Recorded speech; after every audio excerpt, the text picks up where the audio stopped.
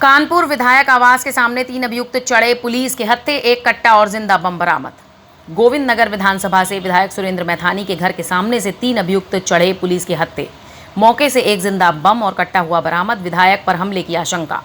पांडुनगर चौकी में पुलिस के लचर रुख से आक्रोशित दिखे विधायक समर्थक। जांच के बाद ही खुलेंगी परतें, पुलिस खंगाल रही अभियुक्तों का आपराधिक रिकॉर्ड।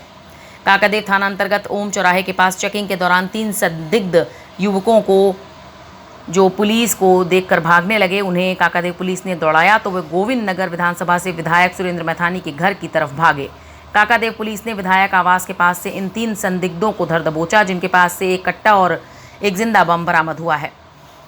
आपको बताते चलें कि देर शाम जब पांडुनगर चौकी इंचार्ज आनंद प्रकाश, पंकज यादव समेत कांस्टेबल विजय प्रकाश गश्त पर थे, तभी एकाएक 3 युवक जो संदिग्ध प्रतीत हो रहे थे वो पुलिस को देख वहां से भागे और विधायक आवास की ओर दौड़ लगाने लगे। फिलहाल तीनों अभियुक्त पुलिस की गिरफ्त में हैं और इनसे पूछताछ की जा रही है। पांडुनगर चौकी में देर रात तक सत्ता पक्ष के विधायक के समर्थकों का जमावड़ा लगा रहा। इस पूरे मामले पर विधायक सुरेंद्र मैथानी ने बताया कि जिस वक्त वो रोज़ की भांति शाम को टहलने के पश्चात घर वापस आ रहे थे, तभी घर के अंदर घुसते ही उन्हें कोई तेज़ धमाके जैसी आवाज़ सुनाई दी। उन्होंने बताया कि कोई भी अप्रिय घटना घटित हो सकती थी, लेकिन फिलहाल वो बिल्कुल ठीक हैं।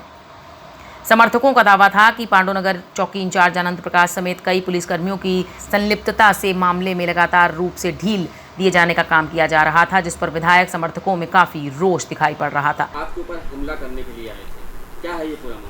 हाँ देखिए, मैं नहीं जानता कि मैं तो चूँकि लखनऊ गया था आज और लौट करके आया। मैं रोज़ शाम को इसी टाइम पर टहलने के लिए निकलता हूँ और आज मुझको थोड़ी थकान हुई तो मैंने कहा थोड़ा जल्दी मैं 10 मिनट टहला। उसके बाद मैं अपने घर के अंदर, जैसे ही मैं दरवाजे के अंदर गया, पीछे से वो बम एक आया और लोगों ने चिल्लाना आवाज़ शुरू की और पीछे से पुलिस आ रही।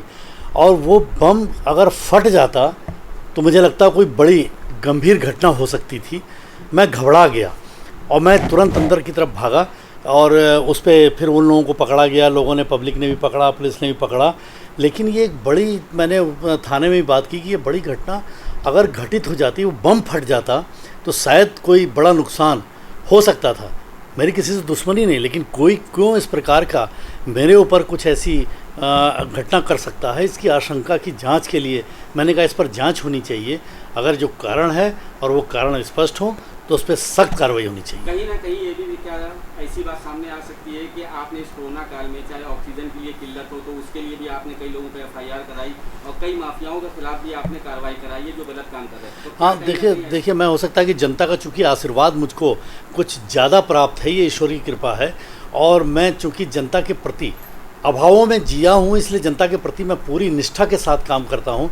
तो हो सकता है कि कहीं ना कहीं मेरी इन गतिविधियों से भी किसी को तकलीफ़ होती हो और किसी को ऐसा लगता हो कि ये ज़्यादा ऊंचाइयों को हासिल कर रहे हैं, ये कारण हो सकता है। लेकिन मैं नहीं जानता कि विषय क्या है, पर अगर ये बम फट जाता तो मुझे लगता है कोई बड़ी दुर्घटना घटित हो सकती। आप सत्ता पक्ष के विधायक हैं, लेकिन पुलिस का अभी तक का रवैया जो है इसमें ढीला ढाला लग रहा है।